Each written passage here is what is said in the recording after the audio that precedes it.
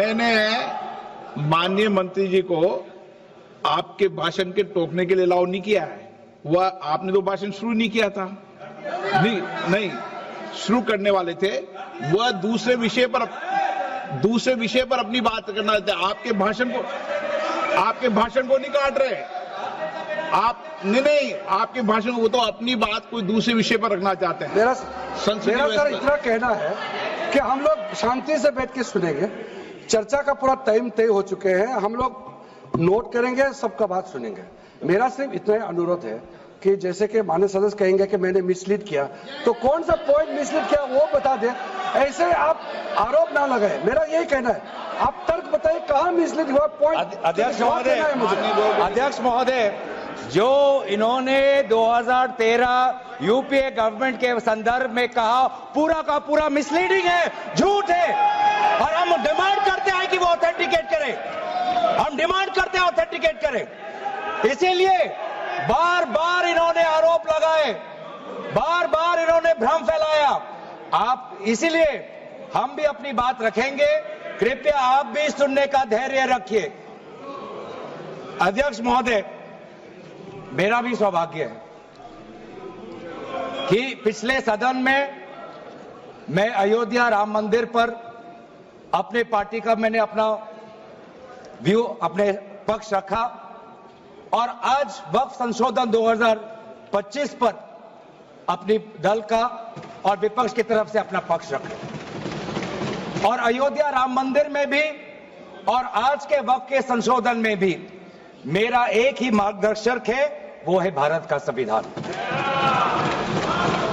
भारत का संविधान जो कहता है कि हमारा भारत में हर व्यक्ति को सामाजिक, आर्थिक और राजनीतिक न्याय, विचार, अभिव्यक्ति, विश्वास, धर्म और उपासना की स्वतंत्रता, और साथ साथ में यह कहता है कि व्यक्ति की गरिमा और राष्ट्र की अखंडता सुनिश्चित करने वाली बंधुता।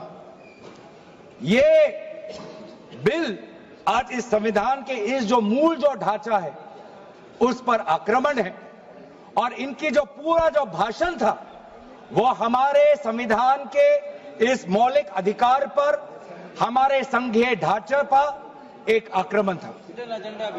आज इस सरकार का इस बिल के द्वारा 4 इनके मूल उद्देश्य। पहला मूल उद्देश्य है कि संविधान को कमजोर करना, टू डाइल्यूट द कॉन्स्टिट्यूशन। इनका दूसरा उद्देश्य है भ्रम फैलाना, to defame the minority communities of India. इनका तीसरा उद्देश्य है to divide the Indian society. हमेशा एक हमारे बीच में एक लिटिगेशन चलता रहे, मसला और बढ़ता जाए, ये उनका उद्देश्य है। और चौथा इनका उद्देश्य डाइल्यूट, डिफेम, डिवाइड, और चौथा इनका उद्देश्य है to disenfranchise the minority communities. आज माइनॉरिटी कम्युनिटीज के प्रति अपनी संवेदना जता रहे हैं। सर, कुछ हफ्ते पहले देश में विभिन्न जगहों में लोगों ने ईद की शुभकामनाएं एक दूसरे को दी, और क्या आपको पता है कहां इनकी डबल इंजन की सरकार ने लोगों को रास्ते पे ईद का नमाज भी पढ़ने नहीं दिया। और ये बात करेंगे आप अल्पसंख्यकों के प्रति अपनी संवेदना जताते हैं। मैं पूछना चाहता हूं कि आपके लोकसभा में कितने एमपीज अल्पसंख्यक हैं? पहले उसका विवरण दीजिए और फिर हमें बताइए कि आपके दिल में कितना संवेदना है। सर, मेरा तो मैंने जिस दिन भी ये बिल इंट्रोड्यूस हुआ उस दिन भी आदरणीय मंत्री को मैंने सुना, और आज भी मैंने उनको सुना।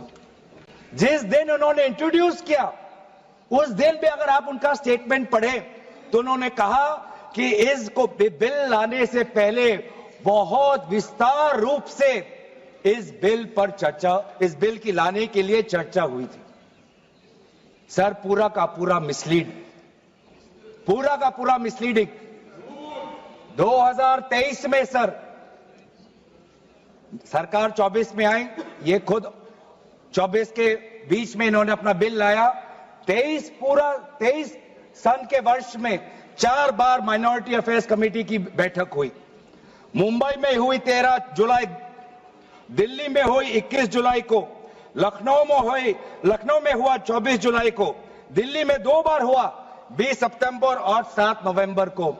मैं आदरणीय सरकार से दरखास्त करूंगा कि इन 5 सरकारी मंत्री जो मीटिंग हुई मिनिस्ट्री ऑफ माइनॉरिटी अफेयर्स का, उनका मिनट्स टेबल पे रखे। एक भी मीटिंग में नया वक्फ अमेंडमेंट बिल चाहिए उसका जिक्र भी नहीं हुआ था, जिक्र भी नहीं हुआ। इनके मिनट्स हमारे पास, हमने देखे। जितने भी बार ministry of minority affairs meeting हुई, सब में वापसी पोर्टल को लेकर और विचार विमर्श हुआ था, लेकिन एक भी मीटिंग के माइन्यूट्स में एक भी स्टेटमेंट नहीं है कि हमें एक नया वक्फ अमेंडमेंट बिल चाहिए। तो मैं तो यही पूछना चाहता हूं कि अगर नवंबर 2023 तक मिनिस्ट्री ऑफ माइनॉरिटी अफेयर्स ने यह वाजे भी नहीं समझा कि नया एक बिल लाने की जरूरत है, मैं तो बस इतना ही पूछना चाहूंगा कि ये bill ministry of minority affairs ने बनाया या किसी और दूसरे विभाग ने बनाया? कहां से आया ये बिल? कहां से आया? सर ये बात करते हैं कि ये संविधान के पक्ष में है। किस प्रकार से ये संविधान के विरोध में है सर, मैं बताना चाहूंगा। आर्टिकल, इसका जो क्लॉज 3RA है और 3R1 है। इसका 3RA क्या है सर? 3RA ये कहता है any person showing or demonstrating that he is practising Islam. देखिए सर, आज देश में अल्पसंख्यकों की ऐसी दशा हो गई कि आज सरकार को अपना धर्म का सर्टिफिकेट देना पड़ेगा। कितने दुख की बात है कि भारत, क्या बात कर रहे हो, हिंदू थोड़ी है।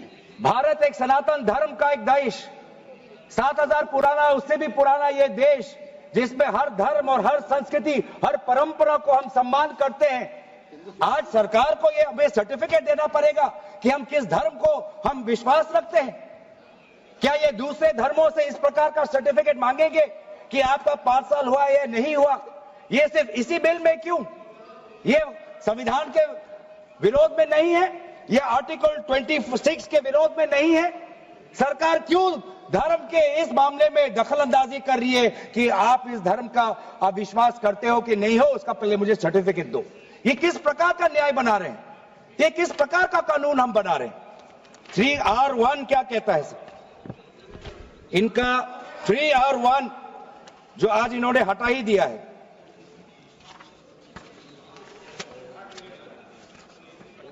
(3R1) कहता है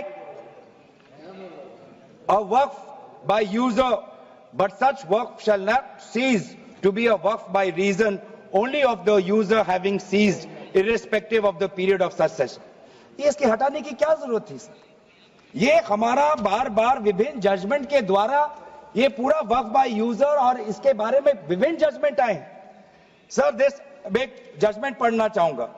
M Siddique, Ram Janmabhoomi, Muslim law does not require an express declaration of a waqf in every case. The dedication resulting in a waqf may also be reasonably inferred from the facts and circumstances of a case or from the conduct of the waqif.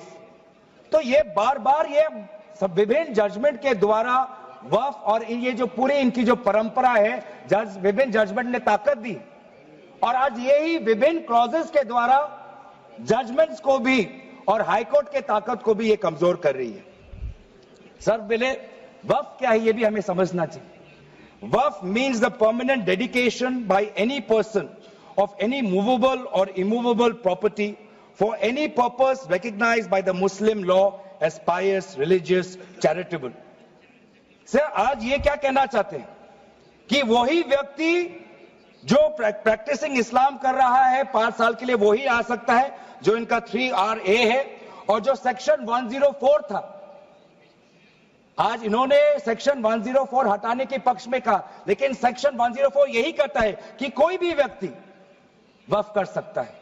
तो यही तो हमारा secular nature है कि कोई भी व्यक्ति अब वक्फ कर सकता है। अब ये जो अधिकार है एक व्यक्ति का, आप उस अधिकार को आप क्यों छीन रहे हो?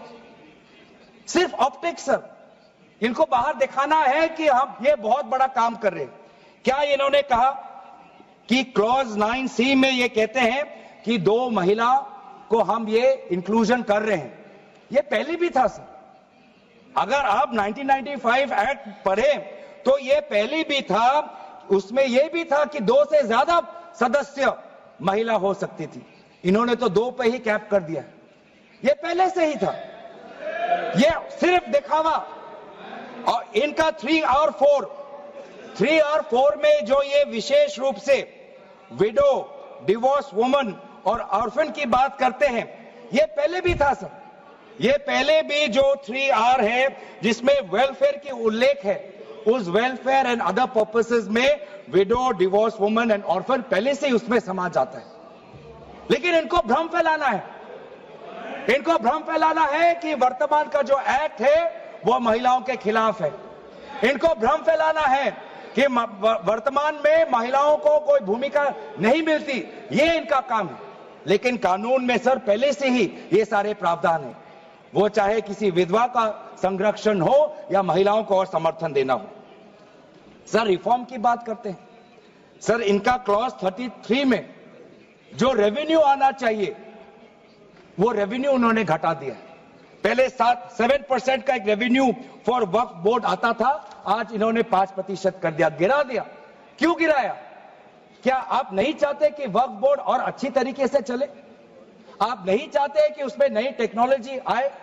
अगर कहीं खामियां हुई भी है, माना कि कोई भी कानून इस देश का, कोई भी कानून परफेक्ट नहीं है, कोई भी कानून परफेक्ट नहीं है, माना कहीं कहीं प्रदेशों में खामियां हैं, वो चाहे केरल में हो, आंध्रा में हो, कर्नाटक में हो, पंजाब में हो, दिल्ली में हो, लेकिन सर आप चाहते हैं कि वो वक्फ बोर्ड, वक्फ ट्राइब्यूनल और अच्छी तरीके से चले, और ये चाहते हैं कि वक्फ बोर्ड वो और कमजोर हो, और इसीलिए जो रेवेन्यू वाला क्लॉज है 7% से 5% इन्होंने घटा दिया। मेरा सुझाव, हमारे तरफ से यह सुझाव है कि 7% से 5% घटाने के बजाय आप 7% से 11% और इस रेवेन्यू को और इंक्रीज करिए। आज ये बात करते हैं कि ये रिफॉर्म्स ला रहे हैं। क्लॉज 26 पढ़िए sir, section 52A, section 52 clause 26। Clause 26 में क्या लिखा है?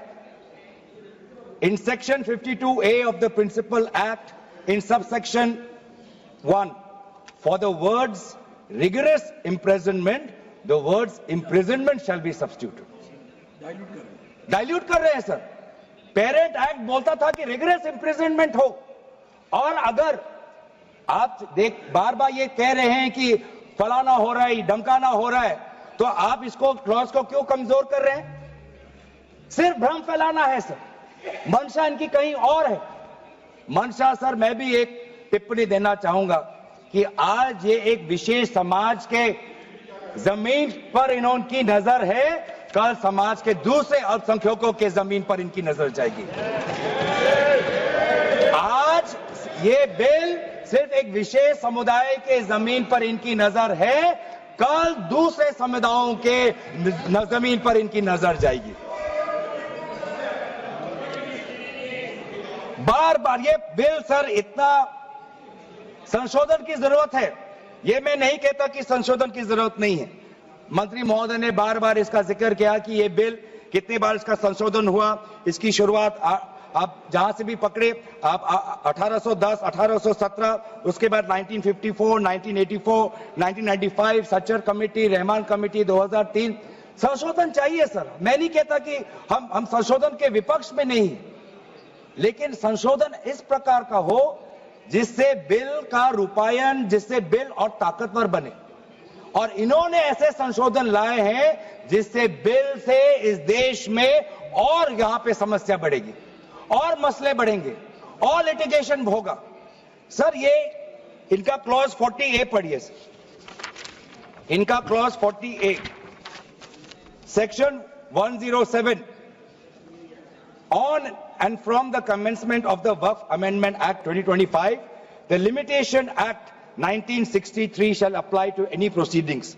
सर इससे पहले आप जितने बार भी आप इतिहास में जाए, हर बार, क्योंकि ये वक्फ ये जो प्रक्रिया है, जब से हमारे देश में इस्लाम आया तब से ये प्रक्रिया चल रही है। बहुत से ऐसे कब्रिस्तान हैं जहां पे कोई पेपर्स नहीं है, कागज नहीं है, लेकिन जजमेंट है, जजमेंट इनके पक्ष में है। और आज बार बार हमने कहा है कि लिमिटेशन एक्ट इसको बढ़ाया जाए, क्योंकि ये प्रैक्टिकल एक समस्या है। लेकिन आज ये नहीं चाहते। क्यों? क्योंकि ये चाहते हैं कि अलग अलग देश के अलग अलग कोने में यहां केस लगे, वहां केस लगे, यहां केस लगे। तो जो भी हमारे यहां पे एक भाईचारा का एक वातावरण है, उस भाईचारे के वातावरण को ये तोड़ना चाहते हैं। ये इनकी राजनीतिक उद्देश्य है। सर ये बात करते हैं कि किस तरह से ये इन्होंने बोर्ड का डाइल्यूशन किया है। क्लॉज 44, क्लॉज 44 कहता है कि ये जो सेक्शन 110 है वो पूरी तरीके से हटा दिया है। सेक्शन 110 क्या है? Section 110 sir, powers to make regulations by the board, ये पूरा हटाना चाहते हैं। उसमें क्या लिखा है पेरेंट एक्ट में? द बोर्ड में with the previous sanction of the state government, मतलब राज्य सरकार की अनुमति के द्वारा बोर्ड कुछ नियम बना सकते हैं। इन्होंने पूरा वो हटाना की कोशिश कर रहे। क्लॉजेस F और G ये हटाने की कोशिश कर रहे, राज्य सरकार की पावर्स या जी कम करने की कोशिश कर रहे। आप क्लॉज 43 पढ़िए, इसका सेक्शन 109 जिसमें क्लॉज 1A और क्लॉज 4 ओमिट करता है। सेक्शन 109 क्या है? सेक्शन 109 है power to make rules, the power of the state government to make rules. इसमें भी आप ये कटौती लाने की कोशिश कर रहे हैं। क्लॉज 1A, क्लॉज 1A क्या कहता है? Other particulars which the report of the survey commissioner में कंटेन अंडर क्लॉज F। इसमें स्टेट गवर्नमेंट सर्वे कमिश्नर के पक्ष में कुछ नियम बना सकता है, वो पावर आप हटा रहे हैं। Clause 4, the manner of election of members of the board by means of a single vote, आप ये हटा रहे हैं। इलेक्शन की प्रक्रिया आप हटाना चाहते हैं और आप रिफॉर्म की बात करते हैं। सर आप ये देखिए 83(9), आज बार बार ये एक भ्रम फैलाया जा रहा है कि हाईकोर्ट का कोई भूमिका नहीं है। एक भ्रम फैलाया जा रहा है कि जो वक्फ का जो ये एक ट्राइब्यूनल का जो ऑर्डर आता है वही है, उसके बाद हाईकोर्ट पावरलेस है। ऐसी बात नहीं है। आप पेरेंट एक्ट पढ़िए, आप पेरेंट एक्ट में अगर सेक्शन 83 पढ़ेंगे, पेरेंट एक्ट में सेक्शन 83(9), उसके बाद क्या लिखा गया है? Provided that a high court में on its own motion or on the application of the board or any person aggrieved call for and examine the records relating to any dispute and may confirm or reverse the decision. ये power high court में parent act में है ही 2013 के संशोधन के बाद।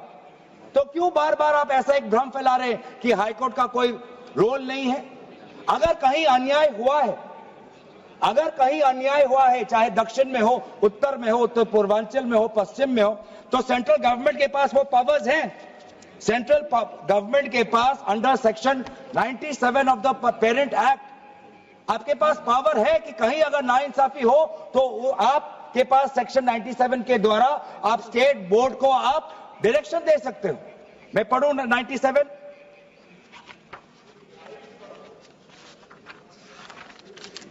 97, directions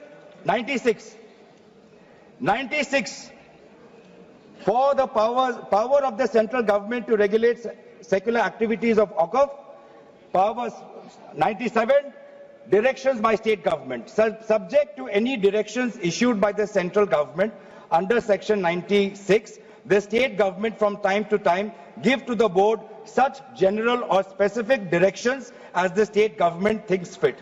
मैं जानना चाहूंगा, आपके बहुत जगह आपकी डबल इंजन की सरकार है, बहुत जगह आपकी डबल इंजन की सरकार है, कहीं कहीं आपकी सहयोगी दल की भी सरकार है। आपने पिछले 10 साल में कितने बार इस सेक्शन 97 का आपने इसका इस्तेमाल किया? कहीं भी आप अगर नाइंसाफी हुआ तो कितने बार आपने सेक्शन 97 का आपने इस्तेमाल किया? उसका बोलिए, फिर जाके बोलिए कि ये जो पेरेंट एक्ट है ये कमजोर एक्ट है। पूरी ताकत दी हुई है, अगर कहीं गलती हुई है, कहीं सुधारना है, हमारी संवेदना है, वो चाहे केरला में मवम की बात हो, संवेदना है हमारी, पर आपके पास भी वो ताकत है। आपने कितने बार इस ताकत को आजमाया? सर आज आप देखिए कितनी दुख की बात है। सेक्शन 64 क्लॉज 29 64 ये एक्ट, सर क्या लिखा है इस?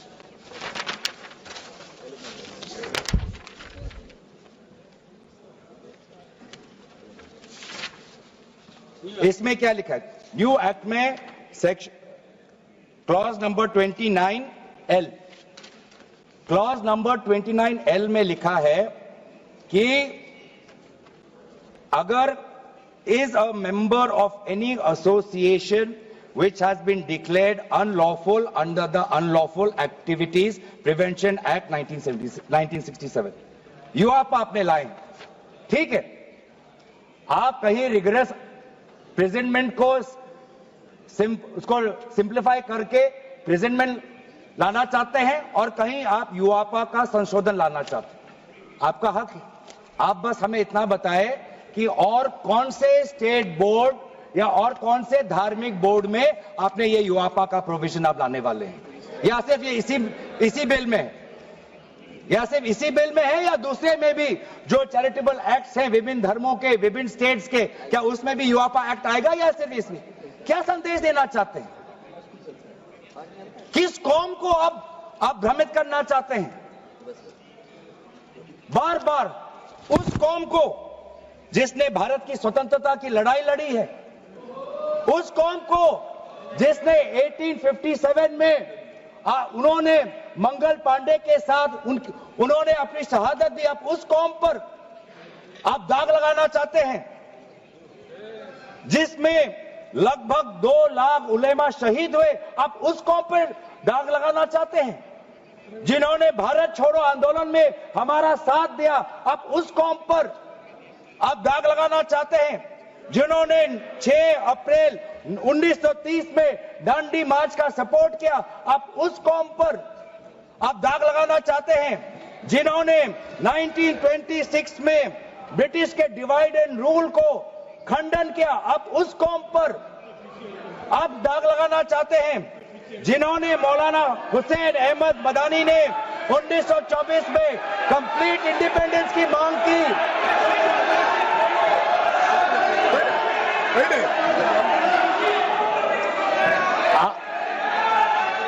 जब आप लोग भारत छोड़ो आंदोलन का समर्थन नहीं कर रहे थे, उस कौम ने भारत छोड़ो आंदोलन का समर्थन किया। जब आप लोग अंग्रेजों को मर्सी पिटीशन लिख रहे थे, वो माल्टा में 3 साल और इजिप्ट में उन्होंने शहादत दी। आप किस कौम पर दाग लगाना चाहते हो जिन्होंने 1924 में जिन्ना के 2 नेशन की थियरी को पूरी तरीके से नकारा, आप उस कौम पर लगा रहे हो? सर यही है इनका डिवाइड एंड रूल, यही है इनका डिवाइड एंड रूल। बहुत लोग पूछते हैं सर हमारा राष्ट्रवाद क्या है? सर हमारा राष्ट्रवाद, nationalism for us is being United in our shared love for our Bharat Mata and the mutual respect for her culture, language, dress, food and religion. It is the love for our national flag, the Tiringa, जिसकी सम्मान आपने नहीं की थी. It is the sacrifice of the Indian freedom movement, जिसमें आपने भाग नहीं लिया. It is our thirst for knowledge, to seek excellence with limited resources, to be creative, to have the courage, to acknowledge the injustice of the past and have the wisdom to build new bridges. ये है हमारा राष्ट्रवाद, और ये राष्ट्रवाद आज हमारे संविधान में उल्लेखित है. तो सर बार बार ये सरकार कहती है ये माइनॉरिटीज के पक्ष में है, लेकिन जब अमेरिका से माइनॉरिटी कमीशन का रिपोर्ट आता है कि माइनॉरिटीज के साथ नाइंसाफी होती है तो इनको दुख होता है। जब यूएस का रिलीजियस कमीशन का रिपोर्ट आता है तब इनको दुख होता है। सर बार बार ये जो ऑप्टिक्स की बात कर रहे हैं, ये क्लॉज 42 सेक्शन 108A इन्होंने डिलीट कर दिया है। ये कहते हैं कि कैसे ओवरराइडिंग प्रिंसिपल कैसे आ सकता है। मंत्री महोदय को ओवरराइडिंग प्रिंसिपल से आपत्ति है। पहले सबके लिए सेक्शन 108 क्या है सर पढ़ लेते हैं, आपके लिए भी है, हम तो जेपीसी में थे।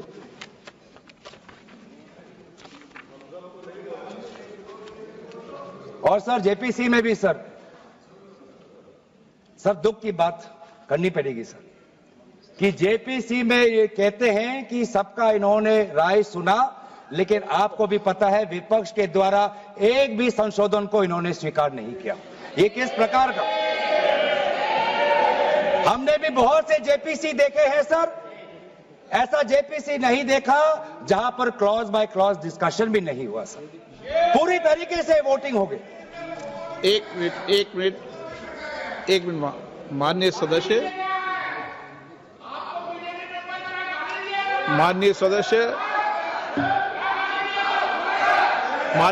इतना ध्यान रखें कि जेपीसी भी संसद का भाग होती है, इसलिए उसका भी ध्यान रखें। सर इन्होंने जेपीसी की बात की, अगर इन्होंने ये नहीं करते कि जेपीसी में बहुत विस्तार रूप से चर्चा हुआ तो मैं भी नहीं करता। इन्होंने उल्लेख किया इसलिए मैं करना चाहता हूं। इन्होंने उल्लेख किया कि बहुत से लोग आए जेपीसी में सर, ऐसे भी लोग आए जिनको वक्फ को लेकर उनका कोई जानकारी भी नहीं थी, कोई जानकारी नहीं थी सर, ऐसे भी आए सर। जेपीसी के मुद्दे हम बार बार हमने स्पीकर को चिट्ठी के द्वारा अवगत किया है, इसलिए हम उठा रहे हैं सर। इसमें 108A ये हटाना चाहते हैं जिसमें power to have overriding effect, लेकिन ये जो प्रिंसिपल है ओवरराइडिंग का सर, ये आज भी विभिन्न स्टेट एक्ट्स में ये है। तेलंगाना के एक्ट में आज भी ओवरराइडिंग प्रिंसिपल है, तमिलनाडु के एक्ट में आज भी ये ओवरराइडिंग प्रिंसिपल है, आज भी आरटीआई एक्ट में, इंफॉर्मेशन टेक्नोलॉजी एक्ट में 2000 में, नालसा जैसे यूनिवर्सिटी में ये ओवरराइडिंग प्रिंसिपल है। तो इसीलिए आपको सिर्फ यहां पर आपको ओवरराइडिंग प्रिंसिपल से आपको मुश्किल है, लेकिन जो दूसरे एक्ट्स में जो ओवरराइडिंग प्रिंसिपल है सेक्शन 108A के द्वारा सिमिलर प्रोविजंस है, उसमें आपको तकलीफ नहीं है सर। मैं भी अपने जैसे इन्होंने हमारे कुछ दोस्तों को सलाह दी, मैं भी इनके कुछ दोस्तों को सलाह देना चाहता हूं सर। क्लॉज 40A सेक्शन 107 जो लिमिटेशन एक्ट जो हटाया गया है सर, आंध्र प्रदेश के एक्ट में ये लिमिटेशन एक्ट ऐसा ही एक लॉ है जैसे पेरेंट एक्ट में है। तो मैं भी इनके आंध्र प्रदेश के सदस्यों को मैं कहना चाहता हूं कि जो प्रोविजन आपके आंध्र प्रदेश के एक्ट में है, आज वैसे प्रोविजन ये सरकार हटाने वाली है। आपको भी बाद में आंध्र प्रदेश में अपनी जनता को उत्तर देना पड़ेगा। तेलंगाना और तमिलनाडु में हमने बात रखी है सर, तो मैं बार बार मैं कहना चाहूंगा सर, हमें संशोधन से कोई हमें परे नहीं है, लेकिन संशोधन ऐसा हो जो हमें मदद करे। आज डिजिटाइजेशन की बात करते हैं, आज से 15 वर्ष पहले वामिस एक डिजिटल पोर्टल हमने खोल दिया है। अब ये देखिए सर सरकार की कैसी ये इनकी काम है।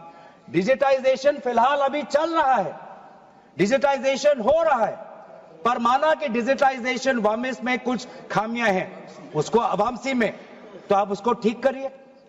आप 10 साल से क्या कर रहे थे? आप 10 साल से आप हमसे क्यों ठीक नहीं कर पा रहे? आप वो काम तो नहीं कर पा रहे, अब आप एक दूसरा नियम बना रहे हैं कि दोबारा आप एक नए पोर्टल पे अपने रिकॉर्ड्स आप अपलोड करिए।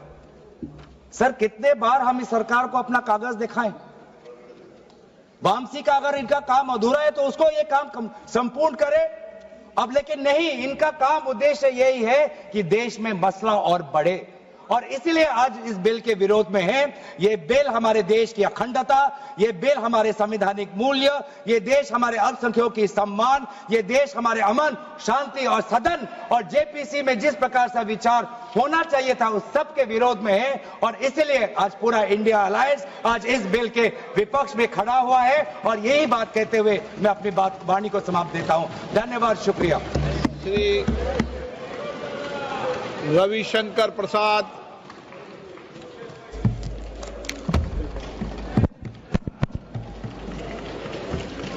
माननीय अध्यक्ष जी, मैं बहुत कृतज्ञ हूं कि मुझे इस महत्वपूर्ण बिल पर बोलने का अवसर दिया गया है। सर, मैं विपक्ष की बात सुन रहा था। मुझे उनके तर्क को समझने में थोड़ी कठिनाई हो रही है। वक्फ बिल में संशोधन होना चाहिए, लेकिन नहीं भी होना चाहिए। ये दोनों तर्क कैसे चलेगा? सबसे पहले बात थोड़ा संविधान की कर लेते हैं। आजकल लाल किताब बहुत घूमती है। जब भी कोई विषय होता है संविधान की लाल किताब दिखाते हैं। सर, हम संविधान की हरी किताब लेकर के आए हैं जो संसद में रखी हुई है, तो मैं इसी को दिखाऊंगा आज। सर, भारत के संविधान के मौलिक अधिकार में धारा 15 है।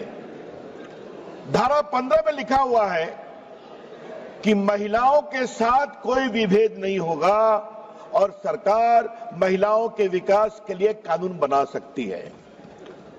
तो अगर यह वक्फ बिल देश की खवातीनों के विकास के लिए, वक्फ में उनकी भूमिका के लिए यह कानून लाया जा रहा है, तो यह कानून गैर संवैधानिक कैसे हो गया भाई?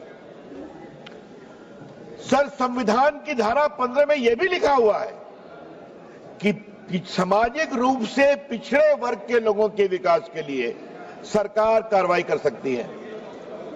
यह सच्चाई है। Honorable member, please. मैं जिस प्रदेश से आता हूं, Honorable member, please be seated. Honorable member, sir जरा लोगों को please बैठा be दें। seated. Honorable member, जरा बैठ जाएं। Honorable जरा member, बैठ, मैं भी आग्रह करूंगा। sit back to the chair. Please be seated. Venugopal जी, जरा मैं बोल रहा हूं, आप भी सुन लीजिए। Mister Venugopal, Yes. Mister Venugopal ji, I am speaking, kindly have some attention to me. बैठिए।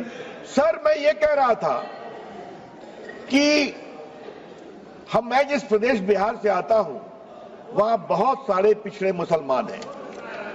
उत्तर प्रदेश में भी हैं, पसमंदा कहते हैं हम, कई कैटेगरी के हैं। उनको वक्फ के मैनेजमेंट में अवसर नहीं मिलता। और अगर संविधान की धारा 15 के आलोक में इस बिल में इस बात का प्रावधान किया जा रहा है कि पिछड़े मुसलमानों को भी वक्फ में जगह दी जाएगी, उनको जगह दी जाएगी, तो परेशानी क्यों है इनको? और सर, जहां तक सर सवाल है सर, मैं ये बताना चाहता हूं कि संविधान की दुहाई का जवाब मैं संविधान से ही दे रहा हूं। ये वक्फ में जो संशोधन हो रहा है वो मौलिक अधिकार की धारा 15 में उसकी अनुमति मिलती है। अब सर धारा 25 की बात की गई सर। अब हमारे विपक्ष के उपनेता को मैं सुन रहा था, आपने धारा 25 का जिक्र किया, तो धारा 25 का क्लॉज 2 भी पढ़ लीजिए मेरे साथ। सर, मैं आपके सामने पढ़ना चाहता हूं। Nothing in this article shall affect the operation of any existing law or prevent the state from making any law regulating or restricting any economic, financial, political or other secular activity which may be associated with the religious practice. तो अगर वक्फ की जमीन बर्बाद हो रही है, अगर वक्फ की जमीन लूटी जा रही है, अगर वक्फ की जमीन हड़पी जा रही है, तो संविधान की धारा 25 ये अधिकार देता है कि कानून बन सकता है। कृपया करके कोई अगर आप धारा संविधान की कोट करते हैं तो पूरी की पूरी कोट करें। सर, मैं प्रावधानों पे आने के पहले एक और बुनियादी बात उठाना चाहता हूं। वक्फ के माने क्या है सर? माननीय मंत्री जी ने विस्तार से बताया है, waqf is not a religious body, waqf is just a statutory body. वो कोई धार्मिक संस्था नहीं है, वो सिर्फ एक वैधानिक संस्था है। सर, दूसरा सवाल आएगा सर, अच्छा आप अपने पारी का इंतजार करिए ना, you are a very eloquent speaker, I know, wait for your turn. Sir, इसी से एक और सवाल उठता है सर, मुतवल्ली की क्या भूमिका होती है? आज मैं चाहता हूं इस बात को सदन में रखूं और सदन के माध्यम से देश में जाए। सर, मुतवल्ली को सिर्फ मैनेजर बोलते हैं सर, और ये मैं नहीं बोल रहा हूं, मैं इस्लामिक लॉ के एक बहुत बड़े scholar Mulla law of Mohammedan law, इस किताब के मैं 3 लाइन कोट करूंगा sir. Mulla principle of Mohammedan law, M Hidayatullah जो भारत के पूर्व मुख्य न्यायाधीश थे, उन्होंने इसको रिवाइज किया था सर, बहुत बड़े जूरिस्ट थे, और मैं इसके सिर्फ एक पैराग्राफ को पढ़ूंगा sir. Para 202, mutawalli, under the Mohammedan law, the moment a waqf is created, all rights property pass on the waqif and vested in the Almighty. The mutawalli has no right in the property belonging to the waqf. The property is not vested in him. He is not a trustee. He is merely a superintendent or a manager. तो मुतवल्ली साहब ये 8 लाख की property के खाली manager हैं, और क्या हो रहा है? तो क्या सरकार खामोश है? अगर वक्फ देने वाले की प्रॉपर्टी लूटी जा रही है तो क्या खामोशी चलेगी सर? ये तो नहीं चलेगी। सर, कुछ और मैं बुनियादी सवाल उठाना चाहता हूं सर इस बहस में, जो उठना चाहिए। ये 8 लाख संपत्ति है, इसमें कब्रिस्तान भी होंगे, इसमें मस्जिद भी होगी सर। आज मैं ये सवाल इस